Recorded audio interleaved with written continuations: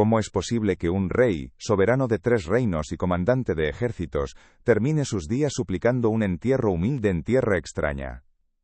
En el opulento y decadente palacio de Saint-Germain-en-Laye, lejos del trono que le fue arrebatado, yace un cuerpo debilitado, una sombra de lo que fue. El aire está cargado con el perfume de los jardines franceses, y el murmullo de una corte extranjera, un contraste brutal con la patética insignificancia de este monarca depuesto. La historia recuerda las coronas, las batallas y las leyes, pero a menudo olvida la carne y el hueso, la desintegración silenciosa de un hombre despojado de todo. Para comprender cómo un rey se pudre, no basta con examinar su muerte, es necesario desenterrar las raíces de su fractura, el momento exacto en que el alma de un soberano comenzó a quebrarse mucho antes que su cuerpo. Su nombre resonó en los pasillos del poder, y en las tabernas más oscuras de Londres, Jacobo II de Inglaterra y VII de Escocia. Para la historia, él es una figura de contornos afilados, una contradicción viviente. Se le conoció como el último rey católico, un título que para sus partidarios significaba una fe inquebrantable, una devoción pura en un mundo de compromisos y herejías. Veían en él la encarnación de la autoridad divina, un hombre cuya voluntad era el reflejo de la de Dios. Sin embargo, para la abrumadora mayoría protestante de sus súbditos, ese mismo título era una sentencia, la promesa de un déspota en potencia, un tirano que sometería las libertades de Inglaterra al yugo de Roma. Su imagen pública era, por tanto, un campo de batalla ideológico, antes incluso de que librara una sola guerra por su corona. El conflicto que definiría su existencia no se gestó en los campos de batalla de Europa, sino en el santuario más íntimo de su propia conciencia. La tragedia de Jacobo II es la paradoja de un hombre cuya mayor virtud, a sus propios ojos, se convirtió en el veneno político más letal. Su inquebrantable devoción religiosa, esa fe católica que consideraba su ancla moral y la fuente de su legitimidad, fue precisamente el catalizador que disolvió su poder, destruyó el linaje reinante de los Estuardo, y lo condenó a un exilio perpetuo y a un olvido humillante. Su vida es la crónica de un hombre que lo sacrificó todo, un reino entero, por un Dios que, en sus horas más oscuras, pareció abandonarlo a la soledad y al fracaso más absoluto. La pregunta que emana de su trágico final es visceral y perturbadora: ¿qué significa realmente que un rey se pudra en el exilio? Esta no es solo una cuestión de decadencia política, de la pérdida de un trono y de un ejército. Es una exploración de la desintegración física y psicológica que sufrió un hombre que lo había tenido todo, y lo perdió de la manera más cruel. ¿Fue una enfermedad real, un mal diagnosticable por los médicos de la corte de Luis XIV, lo que finalmente lo consumió? ¿O fue acaso un colapso mental, el peso insoportable de la traición y la humillación, lo que carcomió sus últimos años, dejando solo una cáscara vacía del comandante militar que una vez fue? Para entender al rey, primero hay que entender al hombre, y el hombre se forjó en el crisol más violento que una nación puede ofrecer. Su vida comenzó a la sombra de la guerra. La guerra civil inglesa no fue para él un capítulo en un libro de historia. Fue el aire que respiró, el sonido de los cañones en la distancia y la incertidumbre constante que marcó su infancia. Vio cómo un reino se desgarraba por cuestiones de fe y poder, cómo la lealtad se convertía en traición de la noche a la mañana, y cómo el orden establecido podía desmoronarse hasta convertirse en un caos sangriento. Esta experiencia primigenia le enseñó una lección brutal sobre la fragilidad del poder y la volubilidad de los hombres. El trauma definitivo, el que marcaría a fuego su alma y su ideología para siempre, fue la ejecución de su propio padre, el rey Carlos I. Imaginen a un joven príncipe, exiliado y vulnerable, recibiendo la noticia de que su padre, el ungido de Dios, ha sido decapitado públicamente por sus propios súbditos. Este acto, para él, no fue solo un regicidio, fue una profanación, una inversión del orden natural del universo. La imagen de la cabeza de su padre rodando en el patíbulo, se convirtió en el fantasma que lo perseguiría toda su vida, el recordatorio constante de lo que ocurría, cuando el poder de un monarca se veía desafiado por la voluntad de un parlamento, o de una turba enfurecida. Aquel horror juvenil se convirtió en el arquitecto de su filosofía política. El largo y amargo exilio que siguió a la ejecución de su padre, le inculcó una profunda y permanente desconfianza hacia cualquier forma de poder compartido. Para Jacobo, el Parlamento no era un socio en el gobierno, sino una amenaza latente, una bestia que, si no se mantenía encadenada, terminaría devorando a su amo. Su convicción absolutista no nació de la arrogancia, sino del miedo más profundo. Creía con cada fibra de su ser que solo la autoridad divina e incuestionable de un rey, un poder centralizado y fuerte, podía evitar que la nación se deslizara de nuevo hacia el abismo del caos y la guerra civil que había presenciado. Su creencia en el derecho divino de los reyes no era una mera pose política, era un escudo psicológico forjado para protegerse del trauma de su juventud. Era la única lógica que podía imponer a un mundo que le había demostrado ser irracional y brutal. Si el poder del rey venía directamente de Dios, entonces era inmutable, sagrado e inviolable. Cualquier desafío a ese poder no era una simple disputa política, sino un acto de blasfemia, una rebelión contra el propio cielo. Esta rigidez ideológica, que le proporcionó consuelo y un sentido de propósito en el exilio, sería la misma que le impediría cualquier tipo de negociación o compromiso una vez que se ciñera la corona, sembrando las semillas de su propia destrucción. Mucho antes de ser rey, Jacobo ya era el epicentro del odio y el miedo nacional. Durante el reinado de su hermano, Carlos II, un fervor anticatólico barrió Inglaterra en el episodio conocido como el pánico papista. Fue una histeria colectiva alimentada por rumores de conspiraciones y complots para asesinar al rey protestante y entregar el reino a Roma. En el centro de esta tormenta de paranoia se encontraba Jacobo, el heredero al trono, y un converso secreto al catolicismo. Su fe, practicada en la intimidad, se convirtió en un asunto de Estado, un secreto a voces que lo transformó en el villano perfecto para una nación aterrorizada por la influencia papal. Su conversión al catolicismo, un acto de profunda convicción personal, fue interpretado por el público como la máxima traición. En una Inglaterra donde la identidad nacional estaba intrínsecamente ligada al protestantismo, tener un heredero católico era visto como una amenaza existencial. Él no era simplemente un hombre con creencias diferentes, era el agente de una potencia extranjera, el caballo de Troya que permitiría al Papa reconquistar la isla. Los panfletos lo representaban como un monstruo, un títere de los jesuitas, y cada uno de sus movimientos era analizado bajo la lente de la sospecha. El odio que se sembró durante esos años no se disiparía, simplemente permanecería latente, esperando el momento oportuno para estallar. Así, cuando finalmente ascendió al trono en 1685, no heredó simplemente una corona, sino también un reino profundamente dividido, y un pueblo predispuesto a temerle. Subió los escalones del trono de Westminster, no como un soberano amado, sino como una anomalía tolerada a regañadientes. La imagen pública del rey poderoso y seguro de sí mismo era una fachada que ocultaba una realidad mucho más precaria. Era un rey católico gobernando sobre una nación protestante, un absolutista convencido en un país con una creciente tradición parlamentaria. Era un hombre cuya propia identidad era la antítesis de todo lo que sus súbditos decían defender. Un conflicto irresoluble desde el primer día. La dualidad de su existencia era agotadora. En público debía proyectar la majestad y la autoridad incuestionable de un monarca estuardo. Debía ser el comandante en jefe, el juez supremo, el símbolo de la nación. Pero en privado, era un hombre acosado. La paranoia, alimentada por años de conspiraciones y desconfianza, se había convertido en una segunda naturaleza. Veía enemigos en cada sombra, traidores potenciales incluso entre sus consejeros más cercanos. Esta rigidez mental, esta incapacidad para distinguir a un aliado de un adversario, le impediría forjar las alianzas necesarias para sobrevivir. Su corte no era un lugar de colaboración, sino un nido de sospechas donde la lealtad era constantemente puesta a prueba. Físicamente, Jacobo era la imagen de un líder militar.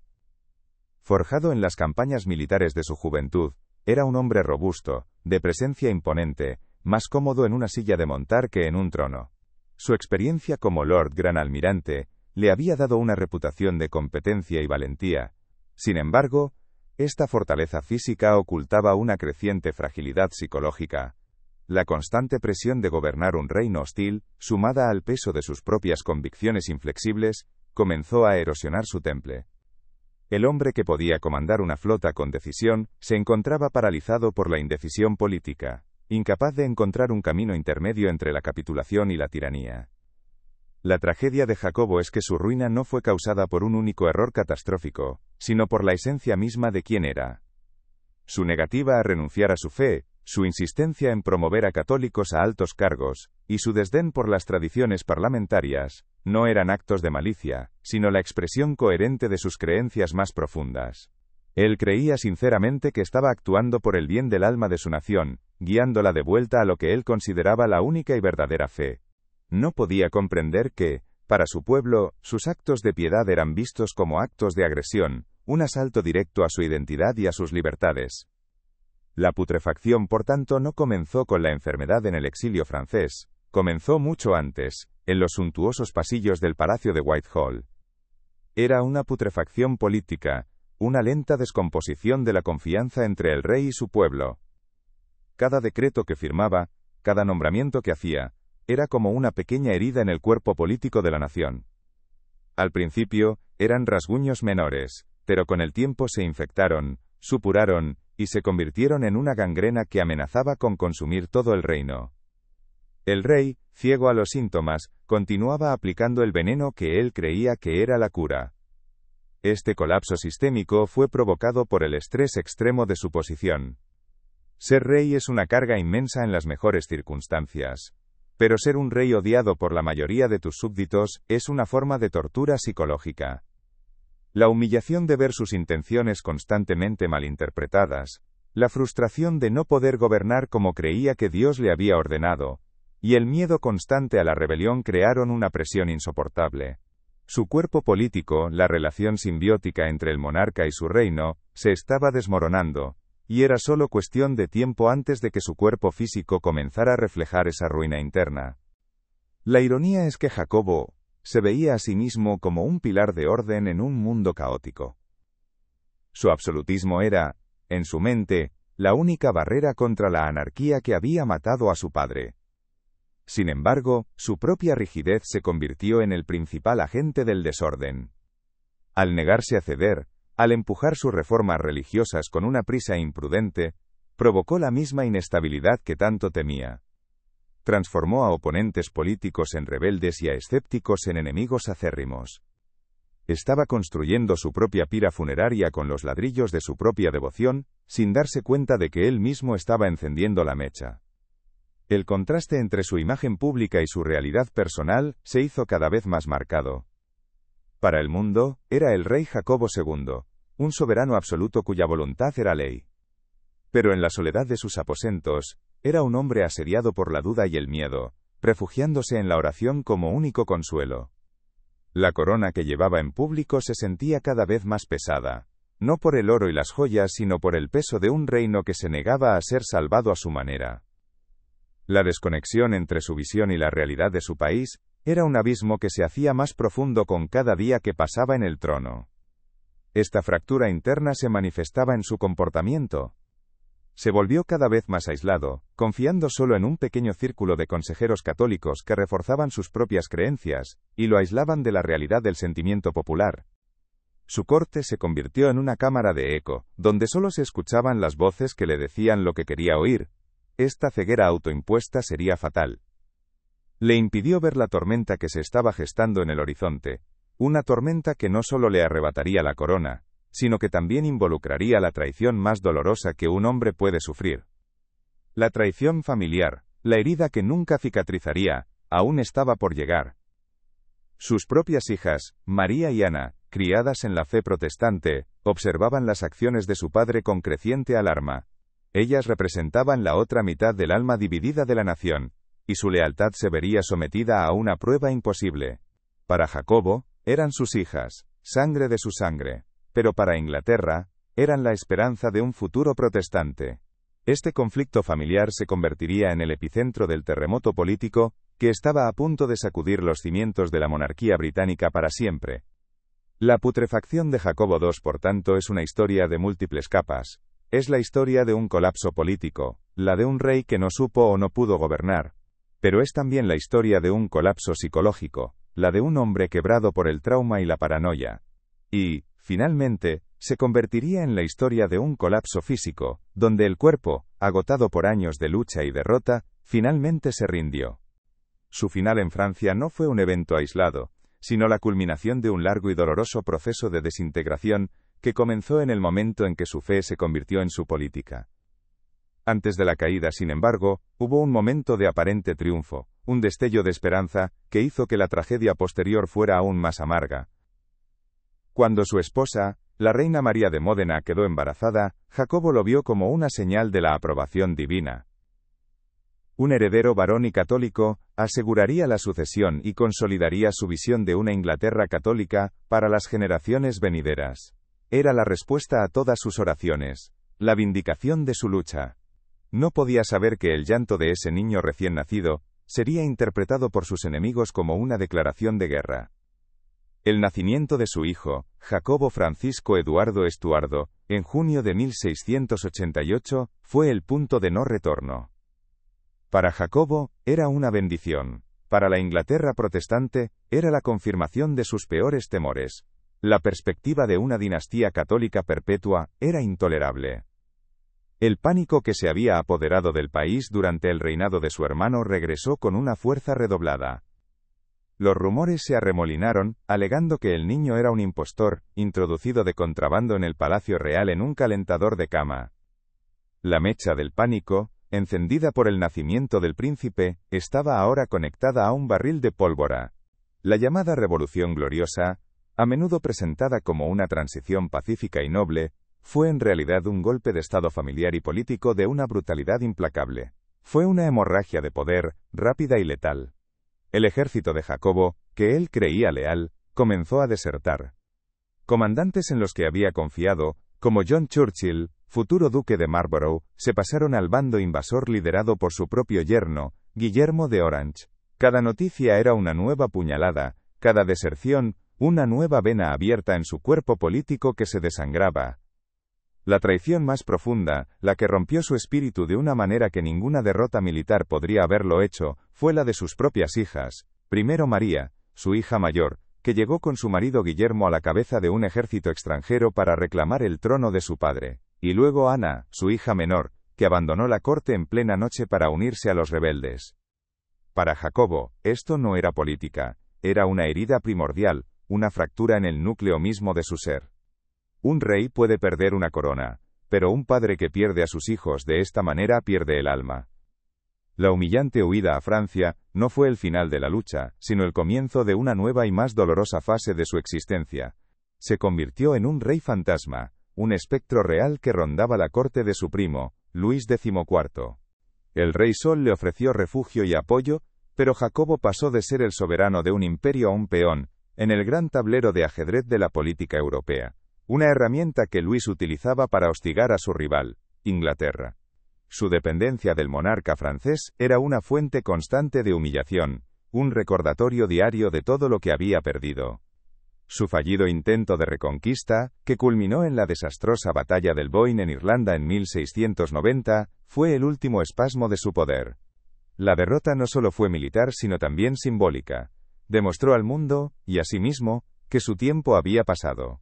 El sueño de restaurar su trono se desvaneció en las orillas de aquel río irlandés, dejando tras de sí solo el amargo sabor de la derrota final.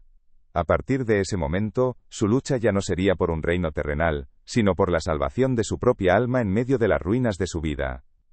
En la corte de Saint-Germain-en-Laye, su creciente aislamiento se hizo palpable. Se refugió en un ascetismo religioso casi masoquista, pasando horas en oración, ayunando y mortificando su cuerpo. Era como si intentara purgar la mancha del fracaso a través del sufrimiento físico. Su piedad, que una vez fue la causa de su ruina política, se convirtió en su único consuelo en la derrota. Se preparaba para la muerte, el único reino que ahora podía aspirar a gobernar, convencido de que su sufrimiento en la tierra le ganaría un lugar en el cielo.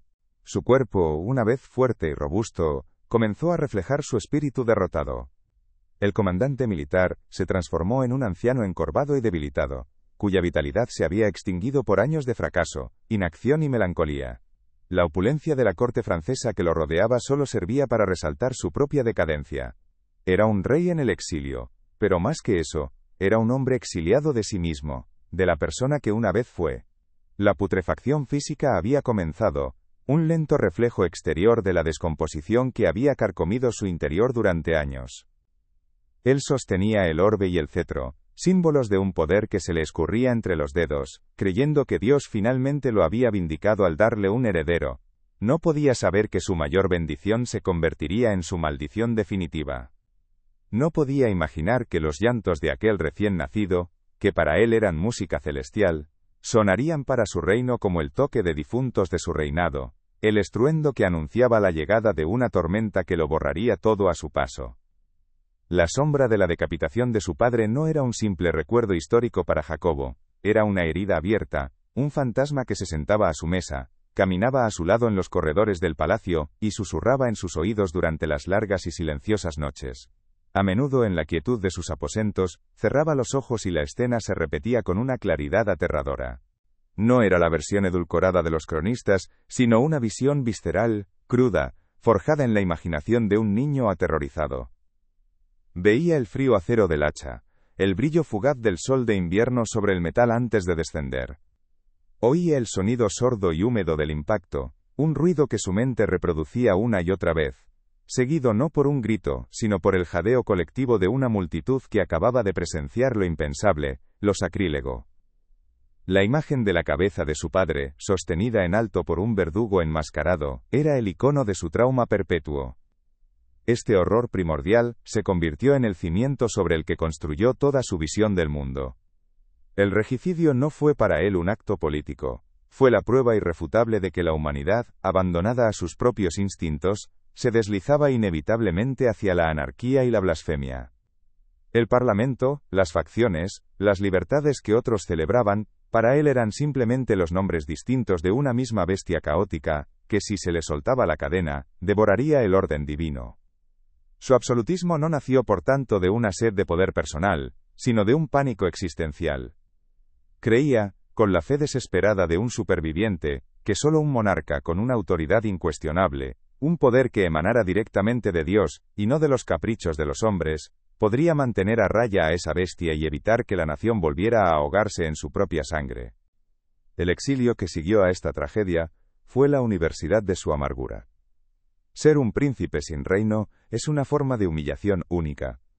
Es vivir de la caridad de otros monarcas. Ser un invitado perpetuo, una pieza de ajedrez movida por intereses ajenos. Cada sonrisa cortés, cada oferta de refugio, venía acompañada de la tácita comprensión de su impotencia. Vio cómo la lealtad fluctuaba con la fortuna, y aprendió a desconfiar de las promesas de los hombres. Esta experiencia le enseñó a depender únicamente de dos cosas: su propia fuerza de voluntad y la certeza de su fe. En las cortes católicas de Europa, su conversión secreta dejó de ser un simple acto de conciencia para convertirse en una identidad, un ancla, en un mar de incertidumbre, y una fuente de consuelo espiritual que el mundo protestante que lo había expulsado nunca podría ofrecerle. Su carrera militar fue la única esfera donde pudo ejercer un control real, donde la jerarquía era clara y la obediencia, absoluta. Como Lord Gran Almirante, demostró ser un comandante competente y valiente, un hombre de acción que se sentía más cómodo en la cubierta de un barco de guerra, con el viento salado en el rostro y el estruendo de los cañones, que en los salones llenos de intrigas de la corte. El mar no mentía, no conspiraba, las órdenes se daban y se obedecían. La victoria o la derrota dependían de la estrategia y el coraje, no de los debates interminables de un parlamento. Esta experiencia reforzó su creencia en una cadena de mando clara y autoritaria. Intentaría gobernar Inglaterra como había gobernado la Marina Real, sin darse cuenta de que un reino no es una flota, y que sus súbditos no eran marineros obligados a una obediencia ciega. Cuando finalmente ascendió al trono en 1685, tras la muerte de su hermano Carlos II, el peso de la corona fue inmediato y casi físico. La ceremonia en la abadía de Westminster fue un espectáculo de majestuosidad, con los cánticos, el incienso y el brillo del oro. Pero para Jacobo, bajo las pesadas túnicas de armiño, la realidad era muy diferente. Al mirar los rostros de los nobles y obispos que le juraban lealtad, no veía súbditos devotos, sino una colección de amenazas potenciales. Veía a los hijos de los hombres que habían asesinado a su padre, a los políticos que habían intentado excluirlo del trono por su fe, a los protestantes que lo miraban con una mezcla de miedo y desprecio.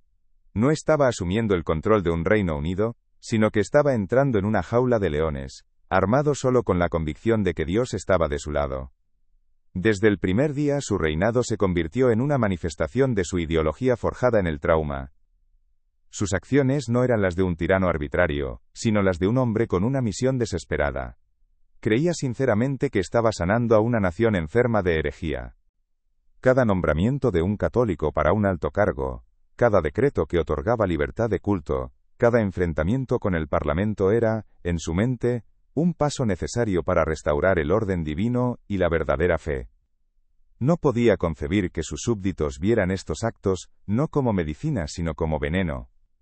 Era un médico que intentaba forzar una cura a un paciente que no creía estar enfermo, y que de hecho, consideraba que el propio médico era la fuente de la plaga.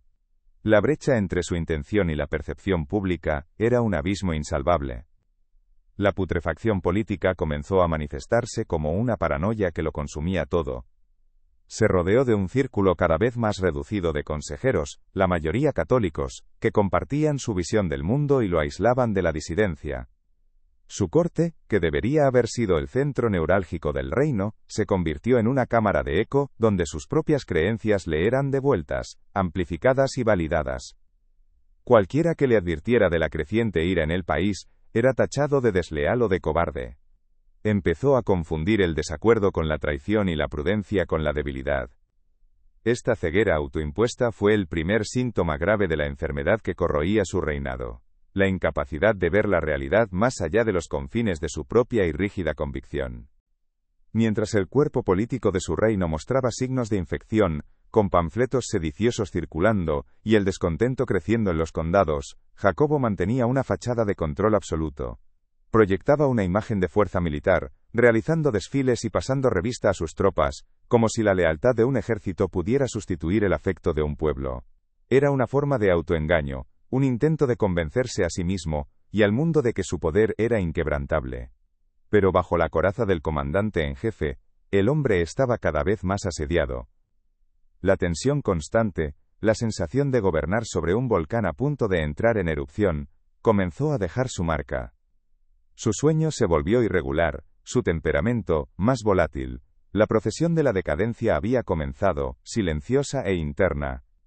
En medio de esta creciente tormenta política, un acontecimiento personal llegó como un rayo de sol en un cielo oscuro. Su segunda esposa, la reina María de Módena, quedó embarazada. Para Jacobo, esto no fue una simple noticia familiar, fue una intervención divina, una señal inequívoca de que Dios aprobaba su causa.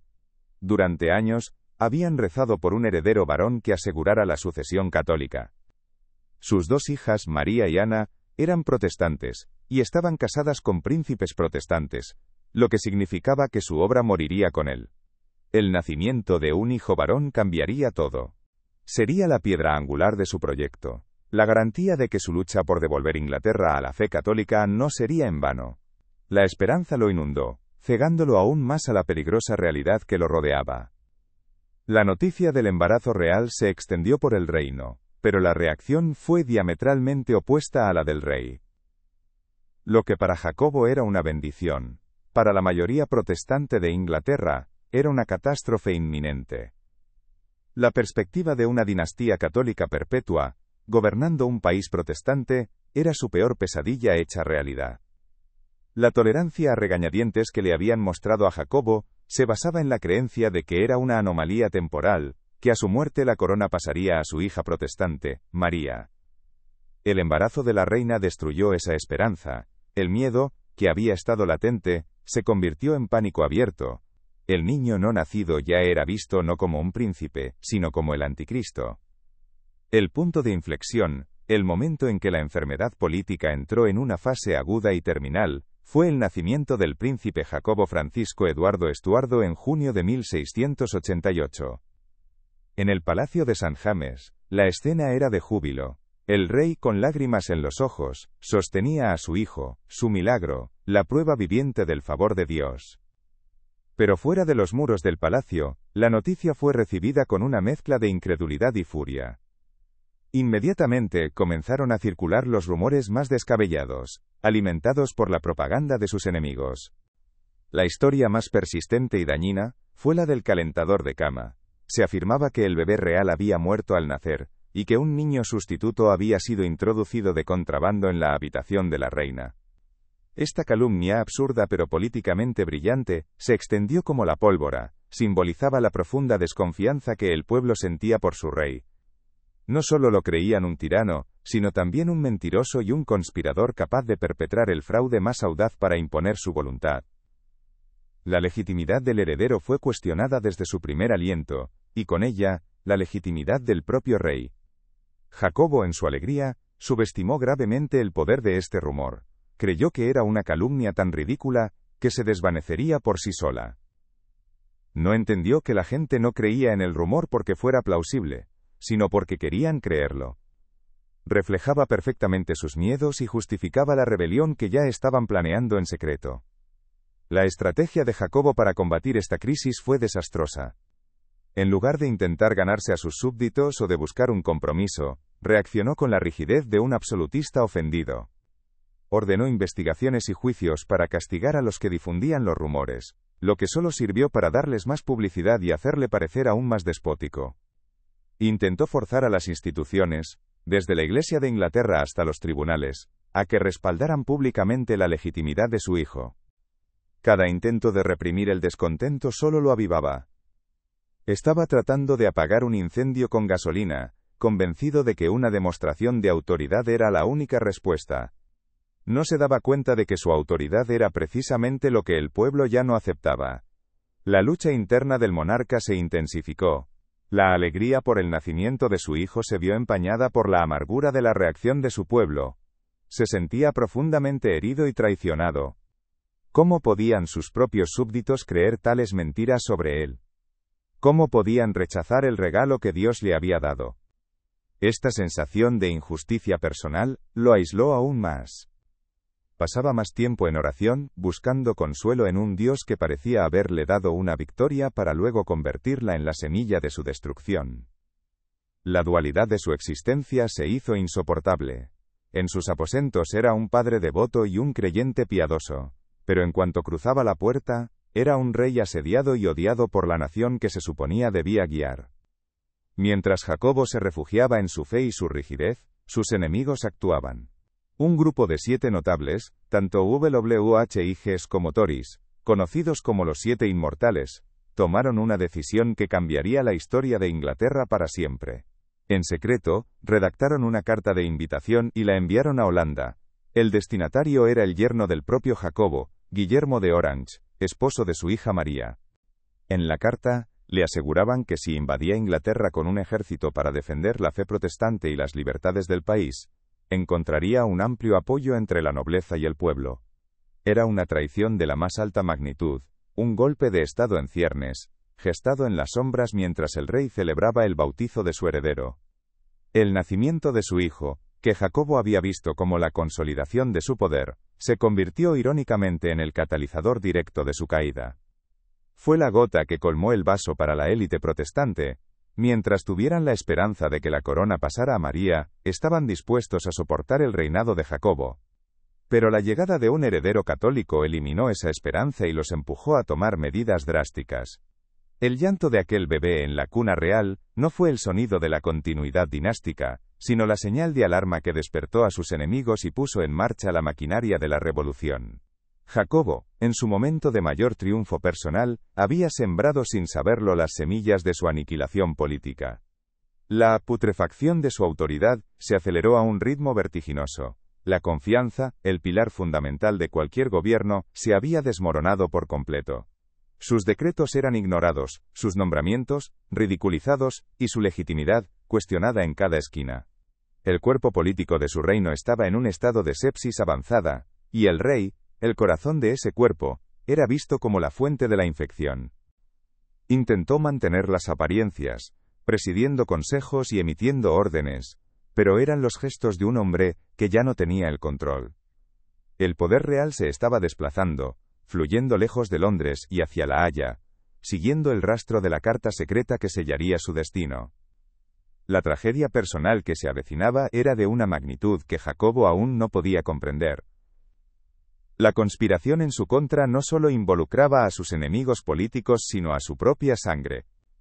Su hija María, a la que había amado y criado, estaba ahora en el centro de un complot para destronarlo.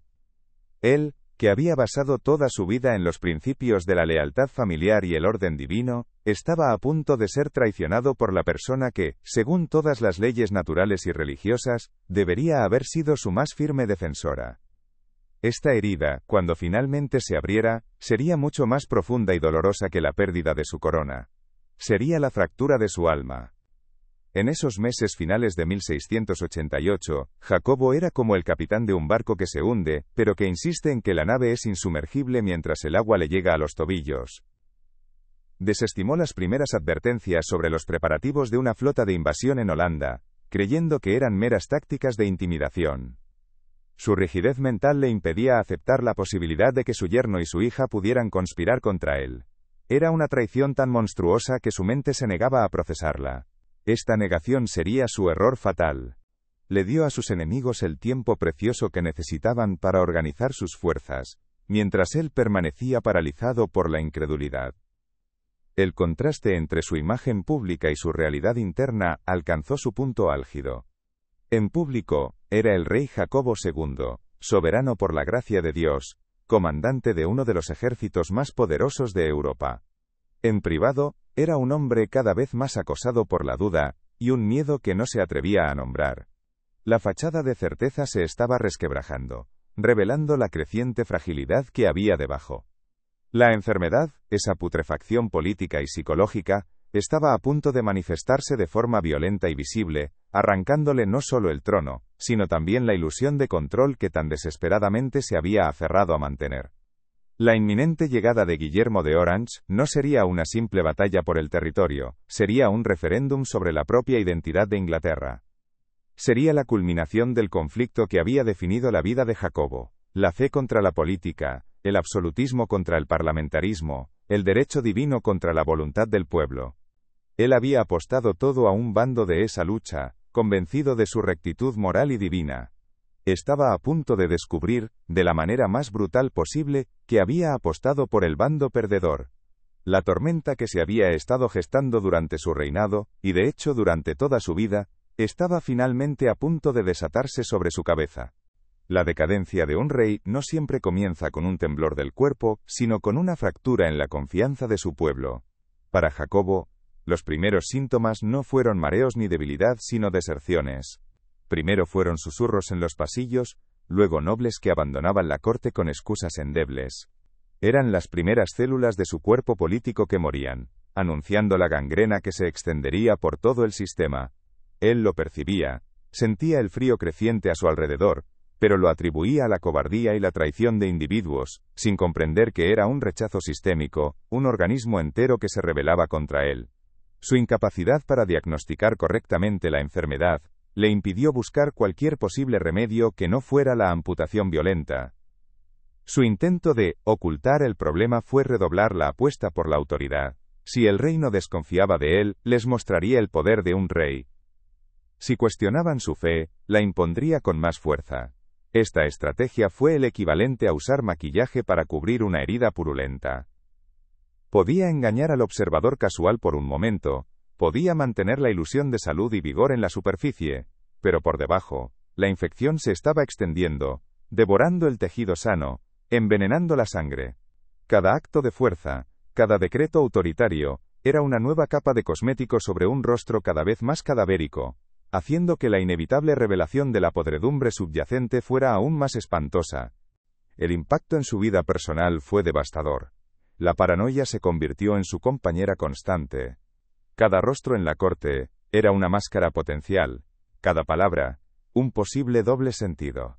La carga de ser rey se transformó en una tortura, un ejercicio diario de vigilancia y sospecha. La soledad de la corona nunca había sido tan literal. Se encontró atrapado en un palacio que se sentía como una prisión, rodeado de gente pero completamente solo en su lucha. Esta presión psicológica incesante comenzó a erosionar su salud de una manera que ninguna campaña militar lo había hecho. El estrés crónico estaba sentando las bases para el colapso físico que vendría después, un eco tardío de la ruina política que ya estaba en pleno apogeo. La ironía más cruel es que Jacobo se veía a sí mismo como un mártir, un hombre que sufría por la verdadera fe en un mundo de herejes y oportunistas. No se percibía como el agresor, sino como la víctima. Esta autopercepción le impidió cualquier forma de introspección o autocrítica. Si todo el mundo estaba en su contra, no era porque él estuviera equivocado, sino porque el mundo estaba equivocado. Esta certeza inquebrantable, que le dio la fuerza para soportar el exilio y las conspiraciones en su juventud, se convirtió en la jaula que le impidió adaptarse y sobrevivir como rey. Estaba tan convencido de que su camino era el único camino hacia la salvación que no vio que lo conducía directamente al precipicio. La historia de la caída de Jacobo es, por tanto, la historia de cómo las virtudes de un hombre pueden convertirse en sus vicios más destructivos. Su lealtad a su fe se convirtió en fanatismo, su creencia en el orden se transformó en tiranía, su fuerza de voluntad se endureció hasta convertirse en una obstinación ciega. No cambió. Fue el mundo a su alrededor el que cambió, y él se negó a cambiar con él. La revolución gloriosa no fue solo la victoria de un ejército sobre otro, sino la victoria de una nueva idea de gobierno sobre la antigua, y Jacobo fue el último y más trágico defensor de ese viejo mundo que se desmoronaba. Antes de la invasión, antes de la huida, hubo un último y patético intento de aplacar a la bestia que él mismo había provocado. Cuando finalmente se convenció de que la amenaza de la flota de Guillermo era real, Jacobo entró en pánico. De la noche a la mañana, intentó revertir muchas de sus políticas más impopulares. Restauró a los magistrados protestantes que había despedido. Devolvió los estatutos a las ciudades. Intentó hacer las paces con los obispos que había encarcelado. Pero era demasiado tarde. Sus concesiones no fueron vistas como un signo de magnanimidad, sino como la desesperación de un tirano asustado. Nadie confiaba en él. El cuerpo político estaba tan envenenado que ya no podía aceptar ningún antídoto, especialmente de la mano que había administrado el veneno. La soledad de Jacobo se hizo absoluta. Sus consejeros católicos, que lo habían animado en su camino de confrontación, ahora le ofrecían consejos contradictorios y temerosos. El ejército, su último bastión de poder, estaba plagado de oficiales que ya habían decidido cambiar de bando. Estaba de pie en el centro de una telaraña de traición, sintiendo las vibraciones de la catástrofe que se acercaba, pero sin poder ver dónde y cuándo golpearía la araña. La putrefacción de su poder estaba completa. Lo único que quedaba era el colapso final, el momento en que la estructura, carcomida desde dentro, finalmente se derrumbaría bajo su propio peso. Y en el centro de todo, el catalizador involuntario de la tragedia, yacía un bebé en su cuna. El príncipe de Gales, el heredero católico, el niño cuya mera existencia había destrozado un reino. Para Jacobo, era el símbolo de un futuro bendecido por Dios. Para Inglaterra, era el espectro de la tiranía papal. La historia de un rey que se pudre a menudo, se centra en el hombre, en sus defectos y sus decisiones. Pero en el caso de Jacobo II, la tragedia fue también la de un padre cuyo acto de amor y esperanza más profundo, el nacimiento de su hijo, se convirtió en el arma que sus enemigos usaron para destruirlo por completo. La primera manifestación física de la decadencia, aunque sutil, comenzó a notarse en su porte. El comandante militar, antes erguido y enérgico, empezó a mostrar una leve curvatura en los hombros, como si el peso invisible de su reino hostil lo estuviera doblegando físicamente. Sus movimientos, antes decididos y rápidos, se volvieron más lentos, más deliberados, como los de un hombre que camina sobre un terreno inestable, temeroso de dar un paso en falso. No era una enfermedad diagnosticable, no todavía, sino el lenguaje del cuerpo revelando la tensión y la fatiga de un espíritu asediado. Era el desgaste visible de un hombre que luchaba una guerra perdida en el frente más solitario de todos, el de su propia mente. Su rostro también comenzó a cambiar. Las líneas de expresión alrededor de sus ojos se profundizaron, no por la edad, sino por la preocupación incesante. Su mirada, antes penetrante y autoritaria, a menudo se perdía en la distancia, como si estuviera contemplando un horizonte lleno de amenazas invisibles. Los cortesanos más observadores notaron una palidez bajo su piel, una falta de vitalidad que ni la buena comida ni el vino de la corte podían disimular. Era como si la sangre vital de su confianza se estuviera drenando lentamente, dejando una cáscara exterior que mantenía la forma de un rey, pero que carecía de la esencia del poder. Intentaba enmascararlo con una expresión severa, pero era una máscara cada vez más frágil. La lucha por mantener las apariencias se volvió agotadora.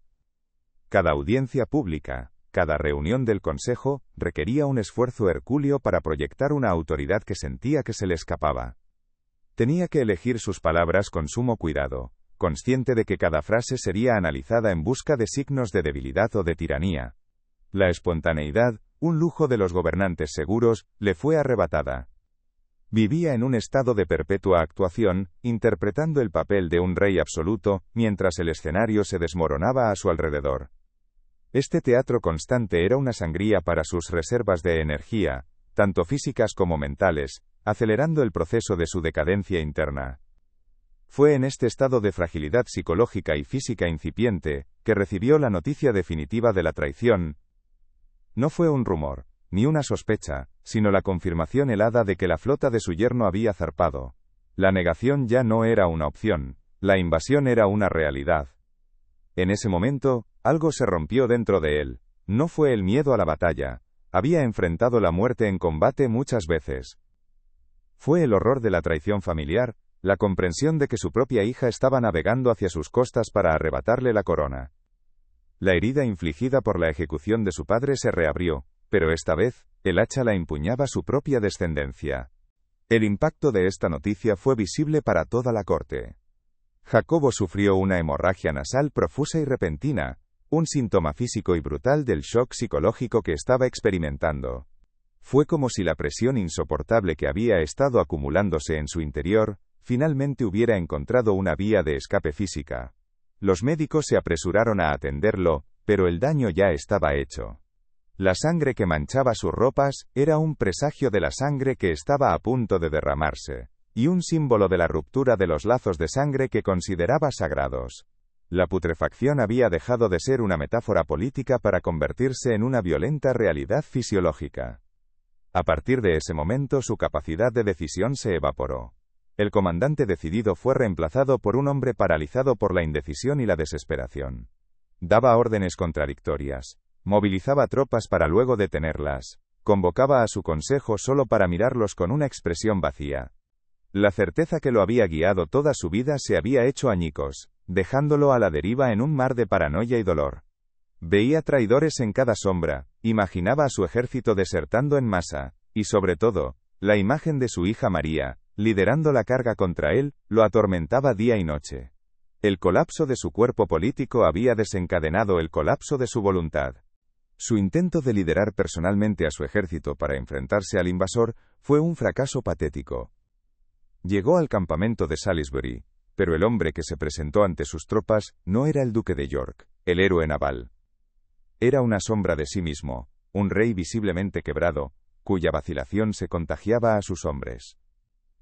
Las deserciones, que hasta entonces habían sido un goteo, se convirtieron en una inundación. El más destacado de los traidores fue John Churchill, su comandante más capaz, quien, después de cenar con el rey, desertó esa misma noche al bando de Guillermo. Cada deserción era una amputación, dejándolo cada vez más indefenso y aislado. La herida final, la que aniquiló cualquier resto de espíritu de lucha, fue la traición de su hija menor, Ana. Mientras él estaba en Salisbury, ella huyó de Londres en plena noche para unirse a los rebeldes. Cuando Jacobo recibió la noticia, su reacción fue de un dolor puro y desgarrador. Se cuenta que gritó: «¡Que Dios me ayude! Hasta mis propios hijos me han abandonado». En ese grito no estaba la ira de un rey, sino la agonía de un padre. Era la constatación de que lo había perdido todo, no solo un reino, sino el amor y la lealtad de su propia carne y sangre. La putrefacción había alcanzado su núcleo más íntimo. El regreso de Jacobo a Londres no fue el de un rey, sino el de un hombre derrotado que volvía a casa para presenciar el desmantelamiento de su vida. El poder se había evaporado. Su autoridad era una ficción. El palacio de Whitehall, que había sido el centro de su universo, se sentía ahora como un mausoleo. Caminaba por sus pasillos como un fantasma, atormentado por los rostros de los que lo habían traicionado, especialmente los de sus hijas. La lucha había terminado. Ya no se trataba de cómo ganar sino de cómo sobrevivir a la humillación. La única estrategia que le quedaba era la huida. La primera tentativa de fuga fue un desastre humillante. Fue capturado por unos pescadores que no lo reconocieron y lo maltrataron, creyéndolo un jesuita que intentaba escapar. Ser manoseado y robado por sus propios súbditos fue la degradación final para un hombre que creía en el derecho divino de los reyes. La divinidad había sido despojada, dejando solo a un hombre tembloroso, asustado y patético. Aunque fue rescatado y devuelto a Londres, la experiencia lo rompió por completo. La majestuosidad de la monarquía se había reducido a la insignificancia de un hombre común y corriente. La huida final, orquestada con más éxito por sus leales restantes, no fue un acto de desafío, sino la retirada de un animal herido que busca un lugar oscuro donde lamerse las heridas. Al cruzar el Canal de la Mancha, dejando atrás para siempre las costas de Inglaterra, no solo abandonaba un trono, sino también la última pizca de la persona que una vez fue. El exilio no sería un interludio, sino su tumba en vida, el lugar donde la putrefacción, hasta ahora política y psicológica, comenzaría su inexorable conquista de su carne. La llegada a Francia fue una sinfonía de contradicciones humillantes. En la superficie fue recibido con toda la pompa y circunstancia debidas a un monarca. Su primo Luis XIV, el Rey Sol, le ofreció el suntuoso palacio de Saint-Germain-en-Laye como residencia, una jaula dorada de una opulencia deslumbrante. Los jardines diseñados por Lenotre eran una obra maestra de orden y belleza, los salones estaban repletos de terciopelo y oro, y una corte de exiliados jacobitas se congregaba a su alrededor, manteniendo la ficción de que él seguía siendo un rey. Pero bajo esta fachada de majestad prestada, la realidad era la de un mendigo real. Vivía de la caridad de Luis, cada comida, cada librea de sus sirvientes, cada vela que iluminaba sus noches, era un regalo, un recordatorio constante de su dependencia y su fracaso absoluto. En este entorno de lujo impotente, la putrefacción física comenzó a acelerarse, alimentada por la inacción y una melancolía tan profunda que se convirtió en el aire que respiraba. El hombre que había comandado flotas y ejércitos ahora pasaba sus días en una rutina monótona y deprimente. Sus horas se dividían entre misas interminables en la capilla del palacio, paseos lentos y silenciosos por los jardines formales y audiencias con conspiradores jacobitas cuyos planes para restaurarlo en el trono se volvían cada vez más fantasiosos y desesperados. La falta de un propósito real, la ausencia de la lucha que había definido toda su vida, dejó un vacío que su cuerpo comenzó a llenar con dolencias. Su energía se desvaneció, su postura se encorvó con acento agudo permanentemente, y una fatiga crónica se apoderó de él, un cansancio que no provenía del esfuerzo, sino del alma. La dicotomía entre su imagen y su realidad se convirtió en una farsa grotesca. En los salones de Saint-Germain, los retratistas oficiales pagados por la corona francesa, seguían pintándolo como un soberano en la plenitud de su poder. En los lienzos al óleo, Jacobo II aparecía con la armadura pulida, la mirada firme y la mano apoyada con confianza en el pomo de una espada o en un cetro. Era la imagen de la legitimidad desafiante, el rey exiliado pero no vencido, un icono para su causa perdida. Estas pinturas eran propaganda, un intento desesperado de proyectar una fuerza que ya no existía. Eran un monumento a un fantasma, una mentira elaborada en pigmento y aceite que contrastaba brutalmente con el hombre que posaba para ellas. La realidad detrás del caballete era la de una desintegración lenta y patética. El hombre de los retratos no existía. El verdadero Jacobo era un anciano prematuro cuyo rostro estaba surcado por el dolor de la traición. Sus manos, que en el lienzo sostenían con firmeza los símbolos del poder, a menudo temblaban incontrolablemente mientras intentaba sostener una copa de vino o pasar las páginas de su libro de oraciones. La armadura brillante de las pinturas ocultaba un cuerpo que se encogía, un torso cada vez más delgado sobre el que las ropas reales colgaban con holgura, como si pertenecieran a otro hombre más grande y más fuerte. La mirada firme del retrato era, en realidad, una mirada a menudo perdida, nublada por los recuerdos de sus hijas y el reino que se le había escurrido entre los dedos como arena. Esta lucha por mantener una fachada de realeza mientras su ser se desmoronaba, era una forma de tortura diaria. Tenía que recibir a dignatarios extranjeros, escuchar planes de invasión y bendecir a sus seguidores, todo ello mientras sentía que su propia vitalidad se extinguía. Era un actor en la obra de su propia vida, interpretando el papel de un rey cuando por dentro solo se sentía como un padre traicionado y un hombre fracasado. La tensión de esta doble vida era inmensa. Lo aisló aún más, ya que no podía permitirse mostrar ninguna debilidad. La máscara de la monarquía se había fusionado con su rostro, y quitarla habría significado admitir la derrota total, Una concesión que su orgullo, lo último que le quedaba, no le permitía hacer. La batalla del Boyne en 1690 fue el espasmo final y violento de su ambición terrenal. Con el apoyo de tropas francesas, desembarcó en Irlanda, la última fortaleza de la resistencia católica, en un intento desesperado por recuperar sus reinos. Por un breve momento, la vieja llama del comandante militar pareció reavivarse. Pero en las orillas de aquel río, se enfrentó no solo a las fuerzas de su yerno, Guillermo de Orange, sino también a la cruda realidad de su propia obsolescencia. La derrota fue total, humillante y definitiva.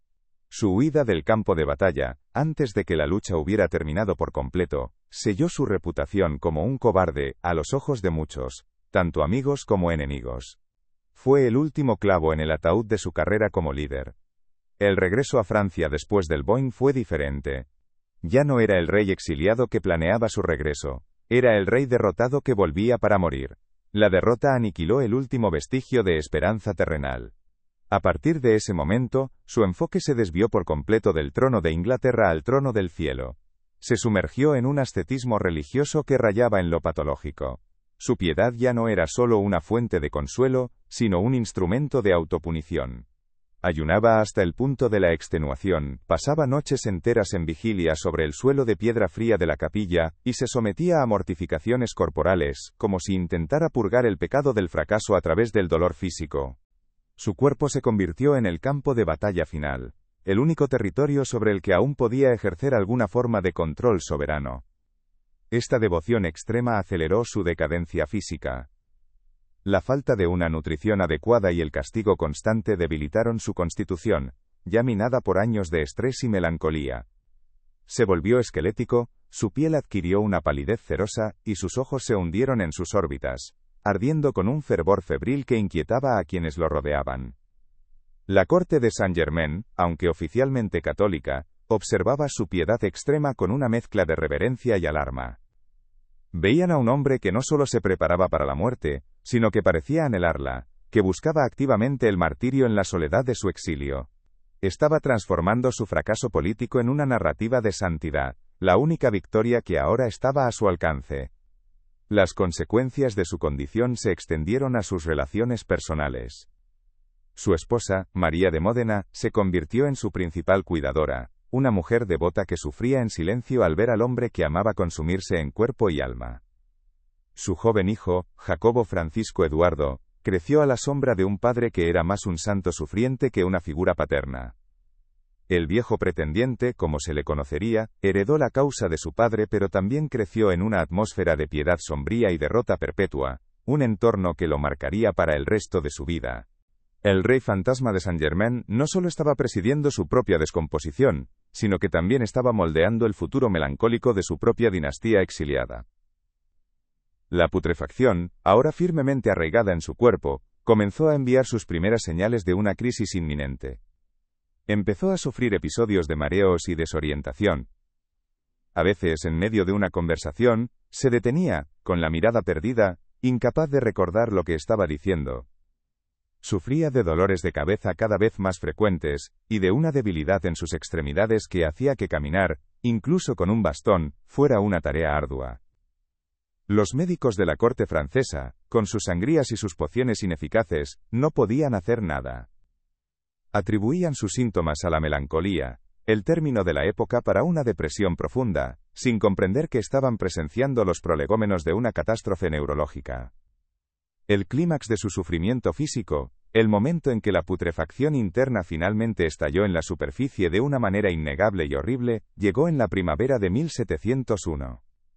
Sucedió sin previo aviso, en el lugar que se había convertido en su único refugio, la capilla del palacio. Estaba arrodillado durante la misa, como hacía cada mañana, cuando una sensación extraña lo invadió. No fue un dolor agudo, sino una dislocación repentina y aterradora de la realidad. El sonido del coro pareció distorsionarse y alejarse, y un velo gris descendió sobre su visión. Intentó levantarse, pero sus piernas no respondieron. Un sabor metálico inundó su boca, y un zumbido ensordecedor llenó sus oídos, como el rugido de una cascada dentro de su propio cráneo. Lo que siguió fue el colapso total. La hemorragia cerebral, violenta y masiva, lo golpeó como un rayo invisible. Sintió una explosión de presión detrás de los ojos, una fuerza que parecía querer partir su cabeza en dos.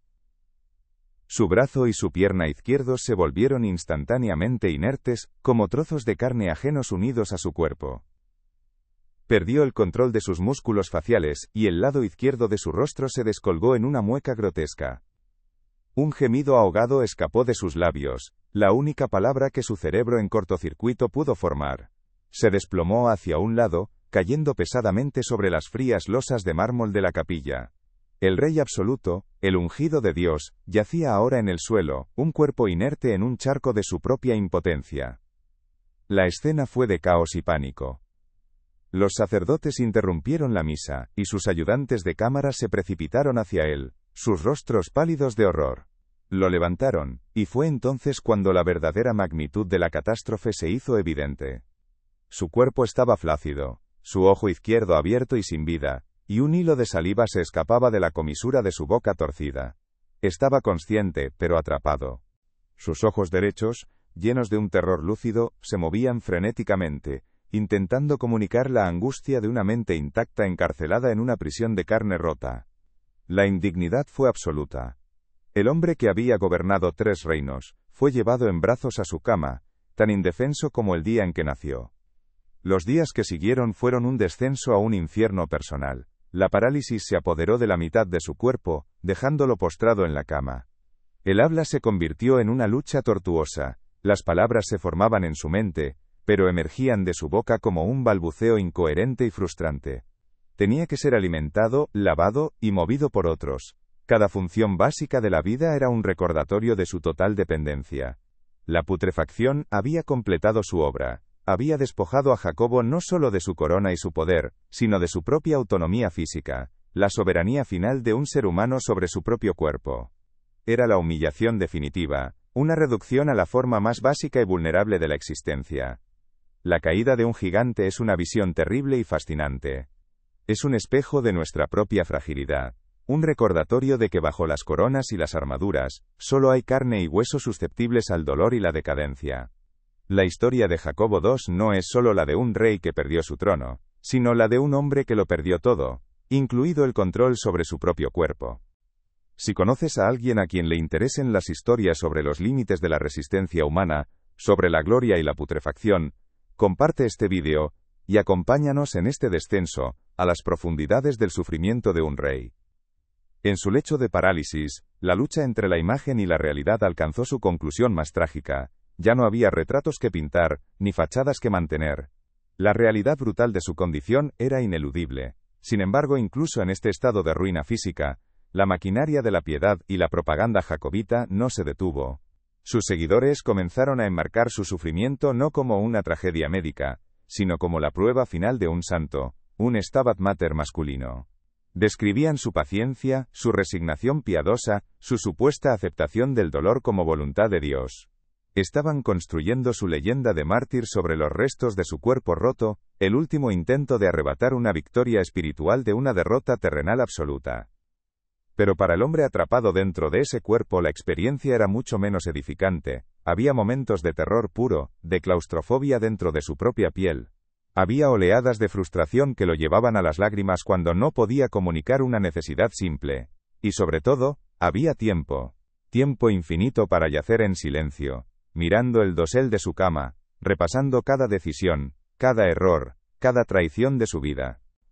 El exilio le había dado tiempo para la melancolía, pero el lecho de parálisis le dio tiempo para una autopsia en vida, un examen implacable de cómo un hombre nacido para gobernar había terminado como un despojo impotente en una tierra extranjera.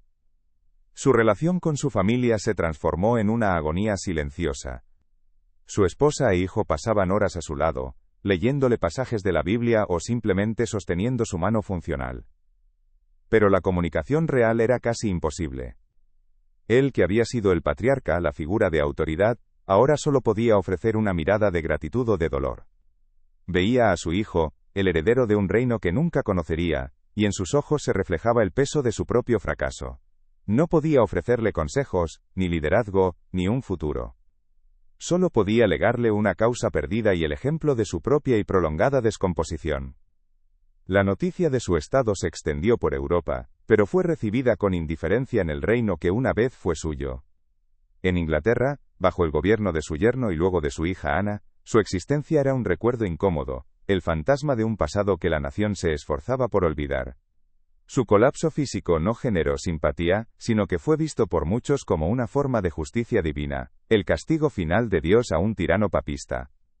Estaba completamente solo, borrado de la narrativa de su propio país, mucho antes de que su corazón dejara de latir. La putrefacción final fue la del olvido. Fue en este estado de ruina total que Jacobo comenzó a obsesionarse con los detalles de su muerte y entierro. Dictó, con una dificultad inmensa, sus últimos deseos. Prohibió cualquier tipo de funeral de estado pomposo. No quería un mausoleo grandioso ni una tumba real. Su petición fue de una humildad impactante. Pidió ser enterrado en la iglesia parroquial local de Saint-Germain-en-Laye, como un ciudadano común. Era la abdicación final, el reconocimiento de que su realeza había sido una ilusión. Quería despojarse de la corona en la muerte, buscando en la tierra anónima de una parroquia francesa, la paz que nunca había encontrado en un trono. Esta obsesión con un entierro humilde, no era solo piedad, era la aceptación final de su derrota. Era el acto de un hombre que había comprendido que su lucha por el poder, la gloria y el derecho divino, había terminado en la nada. Al renunciar a los símbolos de la realeza en la muerte, estaba repudiando la ideología que lo había guiado y destruido. Era un intento de encontrar la redención no como rey, sino simplemente como un pecador arrepentido. La putrefacción lo había despojado de todo, pero en el proceso, quizás le había ofrecido una última y dolorosa forma de claridad. Los meses se arrastraron, cada día una repetición del anterior. El cuerpo del rey se debilitaba progresivamente, las infecciones oportunistas comenzaron a atacar su sistema inmunológico comprometido. Se desarrollaron llagas por presión en su espalda inmóvil, otra indignidad que se sumaba a su sufrimiento. El palacio, con toda su opulencia, se había convertido en un hospicio, y su habitación, en la antesala de la muerte. La corte de exiliados mantenía una vigilia sombría, esperando el final inevitable, mientras el hombre en la cama se desvanecía lentamente, convirtiéndose cada vez más en el espectro que había sido en espíritu durante tantos años. Pero mientras su cuerpo se convertía en una prisión de carne, y su mente se preparaba para el juicio final, una última y terrible pregunta debió de formarse en los rincones silenciosos de su conciencia. ¿Había valido la pena? ¿El sacrificio de un reino, la traición de sus hijas, el exilio perpetuo y esta agonía final, todo por una fe cuyo Dios le había exigido tanto, y, a ojos del mundo, le había dado tan poco a cambio? La respuesta a esa pregunta era el último juicio que importaba, uno que no se llevaría a cabo en el Parlamento de Inglaterra, ni en la corte de la historia, sino en el santuario silencioso de su propia alma moribunda. El final de Jacobo no fue una muerte rápida, sino una desintegración prolongada, un epílogo cruel que la vida le obligó a escribir en su propio cuerpo deteriorado. Los meses posteriores a la hemorragia cerebral fueron un descenso a las profundidades de la impotencia humana. El palacio de Saint-Germain-en-Laye, con sus tapices y sus dorados, se transformó en un escenario macabro donde la opulencia de los objetos contrastaba con la miseria de la carne. El hombre que una vez había creído que su voluntad era un reflejo de la de Dios, ahora no podía ni siquiera llevarse una cuchara a la boca sin ayuda. Sus días transcurrían en una neblina de dependencia, cada momento una nueva humillación. Ser girado en la cama para evitar las llagas, ser limpiado como un bebé, escuchar las conversaciones a su alrededor, sin poder participar más que con un gruñido o una mirada de frustración. Era la putrefacción en su forma más íntima y degradante, la soberanía reducida a un simple parpadeo. La mente, sin embargo, permanecía terriblemente lúcida, una prisionera en el calabozo de su propio esqueleto. En las largas noches de insomnio, cuando el único sonido era el crepitar de una vela y la respiración de una enfermera, Jacobo se veía obligado a enfrentarse a los fantasmas que había mantenido a raya durante toda su vida. El espectro de su padre decapitado ya no era una abstracción política, sino una premonición de su propia aniquilación. Los rostros de sus hijas María y Ana se superponían en la oscuridad, sus sonrisas infantiles transformadas en muecas de traición. Revivía cada decisión, cada decreto, cada acto de fe obstinada que lo había llevado a ese lecho. ¿Fue orgullo? ¿Fue devoción? ¿O fue simplemente la ceguera de un hombre que confundió la rigidez con la fuerza? No había respuestas, solo el eco silencioso de una vida desmantelada, pieza por pieza, en la quietud de una habitación moribunda.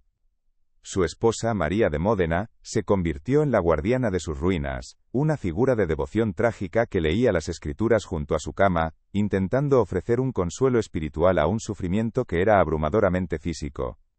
Su hijo, el joven príncipe Jacobo Francisco Eduardo, crecía viendo a su padre no como un rey exiliado, sino como una lección viviente sobre la fragilidad del poder y del cuerpo. El niño, destinado a heredar una causa perdida, aprendía sobre la monarquía no en salones de estrategia, sino en una habitación que olía a enfermedad y a impotencia.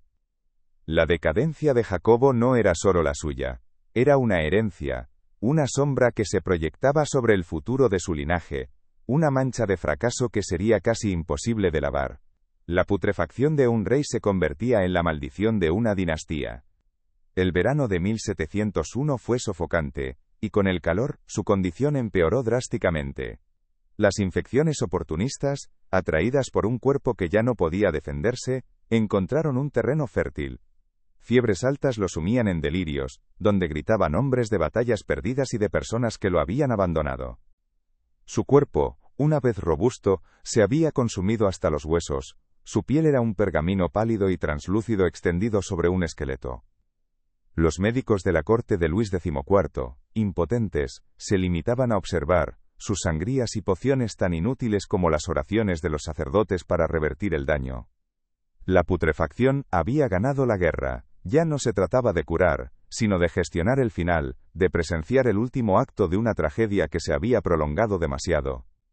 Finalmente, en la mañana del 16 de septiembre llegó la calma. Tras una noche de agonía, su respiración se volvió superficial, un susurro apenas perceptible.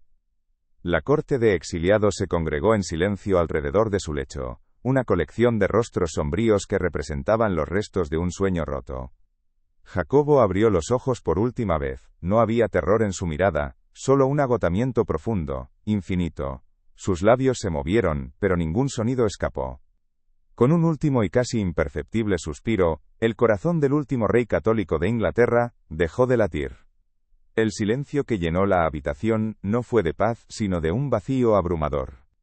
El rey fantasma se había desvanecido por fin, dejando atrás solo un cuerpo roto, y el peso de una historia de fracaso absoluto. Su muerte, sin embargo, no le concedió la paz anónima que tanto había anhelado en sus últimos días. Sus deseos de un entierro humilde en la iglesia parroquial local fueron ignorados, víctimas de la misma política que había destruido su vida. Luis XIV, en un gesto de cálculo político disfrazado de piedad, ordenó que el cuerpo de su primo no fuera enterrado definitivamente. En su lugar, fue embalsamado y colocado en un ataúd triple, depositado temporalmente en la capilla de los benedictinos ingleses en París. La justificación era que el cuerpo del rey legítimo debía esperar el día glorioso en que sus herederos recuperaran el trono y pudieran darle un entierro de estado en la abadía de Westminster. Era la ironía final, ni en la muerte pudo escapar de la corona que lo había aplastado. Así comenzó el macabro y prolongado epílogo de su putrefacción. El cuerpo de Jacobo II permaneció insepulto durante más de un siglo, un peón político incluso después de la muerte, un recordatorio perpetuo de la causa jacobita. Se convirtió en una especie de atracción morbosa, un rey en el limbo, esperando un regreso que nunca llegaría. Pero la profanación no terminó ahí. En un acto que mezclaba la piedad medieval con el horror gótico, su cuerpo fue desmembrado. Su corazón fue extraído y enviado al convento de Chaillot, su cerebro fue entregado al Scots College de París, y sus entrañas se dividieron entre la iglesia parroquial de Saint-Germain-en-Laye y el colegio inglés de Saint-Omer. El hombre que había luchado por un reino unido terminó literalmente desmembrado, sus restos esparcidos por toda Francia como reliquias de un santo fracasado. Esta dispersión física de sus restos fue la metáfora perfecta de su legado. No dejó un reino cohesionado, sino fragmentos de una causa, facciones de leales y un recuerdo dividido. La putrefacción de su cuerpo, que continuó en un ataúd sin enterrar mientras la Revolución Francesa arrasaba con las iglesias que albergaban sus órganos, reflejaba la descomposición de la ideología que él representaba. Durante la Revolución su tumba fue profanada, Su ataúd abierto y sus restos mortales, ya reducidos a polvo y huesos, se perdieron para siempre, mezclados con los escombros anónimos de la historia. El rey que suplicó una tumba humilde terminó sin tumba alguna, borrado de la faz de la tierra de la manera más completa y violenta. Sin embargo, la verdadera trascendencia de Jacobo II no reside en los restos perdidos de su cuerpo, sino en la estructura política que nació de sus cenizas. Su reinado fue un desastre tan absoluto, su absolutismo tan amenazante, que obligó a Inglaterra a confrontar la naturaleza misma del poder. El miedo que inspiró fue el catalizador directo de la creación de la Declaración de Derechos de 1689. Este documento, uno de los pilares de la democracia moderna, no fue un regalo de monarcas ilustrados. Fue una reacción, una barrera construida a toda prisa para asegurarse de que ningún soberano pudiera volver a gobernar como lo había hecho Jacobo. Fue una jaula legal forjada para contener el tipo de poder que él creía que era su derecho divino. Cada cláusula de esa declaración era un eco directo de sus acciones. Prohibía a un monarca suspender leyes, recaudar impuestos sin el consentimiento del Parlamento, o mantener un ejército permanente en tiempos de paz. Garantizaba el derecho a portar armas para los protestantes y la libertad de expresión dentro del Parlamento. Era, en esencia, la negación punto por punto de todo lo que Jacobo había defendido. Irónicamente, al intentar imponer un poder absoluto, provocó una reacción que lo limitó para siempre. Su tiranía no destruyó la libertad inglesa, la obligó a definirse, a codificarse, y a fortalecerse de una manera que nunca antes se había hecho. El legado de Jacobo II es, por tanto, una de las grandes paradojas de la historia. El rey más absolutista de Inglaterra se convirtió, sin quererlo, en el padre fundador de su monarquía constitucional. Su fracaso total fue el abono sobre el que creció un nuevo sistema de gobierno. Su intento de arrastrar a su reino de vuelta a un pasado de fe y autoridad divina solo sirvió para catapultarlo hacia un futuro de soberanía parlamentaria y derechos individuales. Es la historia de un hombre que perdió todas las batallas, pero cuya derrota final aseguró una victoria para los mismos principios que despreciaba. Su putrefacción personal y política fue el sacrificio necesario para el nacimiento de una nueva era. La historia a menudo recuerda a los ganadores, a los constructores de imperios y a los arquitectos de la victoria. Pero a veces, la historia más instructiva es la del perdedor, la del hombre cuya ruina ilumina el camino que no se debe seguir. Jacobo II no fue un monstruo, sino un hombre de convicciones profundas y trágicamente erróneas. Creía con cada fibra de su ser que estaba salvando las almas de sus súbditos, sin darse cuenta de que estaba destruyendo el cuerpo político de su nación. Su fe, que para él era una fuente de luz, para su pueblo era una oscuridad que amenazaba con consumirlo todo. Entonces, ¿qué significa que un rey se pudra? Significa que la fe, cuando se convierte en una certeza ciega, puede convertirse en el más letal de los venenos políticos. Significa que la lealtad a un principio abstracto puede llevar a la traición de las personas a las que se ha jurado proteger. Significa que un hombre puede ser a la vez un padre devoto y un rey desastroso, un creyente sincero y un tirano a los ojos de su pueblo. La tragedia de Jacobo II es un espejo oscuro que nos obliga a preguntarnos sobre la naturaleza de nuestras propias convicciones y hasta dónde estaríamos dispuestos a llevarlas. Su historia nos enseña que la fuerza de un líder no reside en la rigidez de sus creencias, sino en su capacidad para escuchar, para comprender y para adaptarse. Jacobo no pudo hacerlo. Estaba atrapado en el pasado, prisionero del trauma de la ejecución de su padre, incapaz de ver que el mundo había cambiado a su alrededor. Se aferró a la idea del derecho divino en una era que comenzaba a creer en los derechos del hombre. Su caída no fue solo la caída de un rey, sino el estruendo de un viejo mundo que se derrumbaba para dar paso a uno nuevo. La imagen final de Jacobo no es la del monarca en su trono, ni la del comandante en el campo de batalla. Es la de un cuerpo roto, yaciendo en un lecho extranjero, un hombre despojado de todo salvo de la fe que lo había destruido. Su putrefacción fue un proceso largo y doloroso, que comenzó no con la enfermedad, sino con una idea. Una idea que lo consumió, que envenenó su reinado, y que finalmente lo redujo a polvo. Y en ese polvo, en las ruinas de su vida y de su cuerpo, Inglaterra encontró las semillas de su futuro. Quizás la pregunta más inquietante que nos deja su vida no es cómo un rey pudo caer tan bajo, sino si, En la soledad de sus últimos momentos, alguna vez se preguntó si había valido la pena. Si el sacrificio de un imperio, el amor de sus hijas y la paz de su reino, fueron un precio justo a pagar por la salvación de su propia alma. Nunca lo sabremos. Su silencio final es el testamento de una tragedia que resuena a través de los siglos, un recordatorio de que incluso los reyes, ungidos por Dios y protegidos por ejércitos, no son inmunes a la putrefacción más humana de todas, la que comienza en el corazón. La decadencia de Jacobo II es, en última instancia, la historia de una colisión inevitable entre un hombre y su tiempo. Fue el último de una estirpe, un anacronismo viviente que intentó gobernar el futuro con las herramientas rotas del pasado.